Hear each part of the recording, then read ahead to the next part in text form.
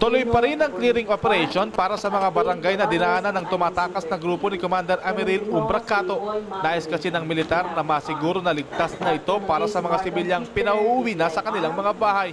Pag yung area na sabi namin babalik ay clear na area na yon. Already cleared of mga landmines, cleared of bobby traps for the security and safety ng mga evacuees. Bukas na ang kalsada papasok ng Dato Piang dito sa Maguindanao. Dahil sa paglaylo ng operasyong militar dito sa North Cotabato at Maguindanao bilang respeto sa panahon ng Ramadan, nakahinga ng maluwag ang mga evacuees. Kaya ang karamihan sa mga ito, umuwi na muna sa kanilang mga bahay.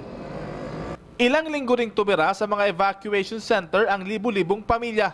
Ngunit ang problema ng ilan sa mga nagsiuwi ang evacuees, ninakaw at niransak ang kanilang mga bahay. Kung militar man o MILF ang may gawa nito, walang nakakaalam.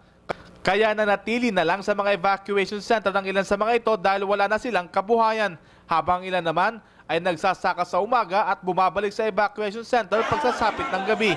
Andun pa rin kasi ang takot na baka muling magsagupa ang MILF at militar. Takot kami sa baka may bagbakan ron. Oo. Siguro hindi pa kami uwi.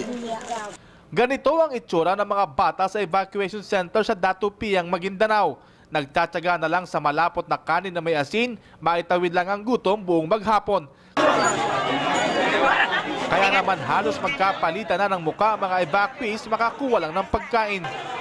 Nagsapa rin ang tulong mula sa World Food Program at Red Cross para sa mga pamilyang naapektuhan ng labanan.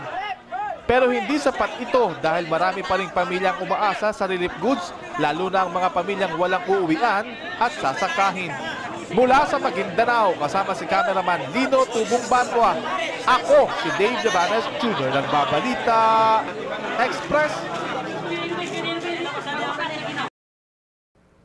Mula sa Maguindanao, kasama si cameraman Lino Tubong Banwa, ako si Dave Javanes Jr. at ito ang News Tonight.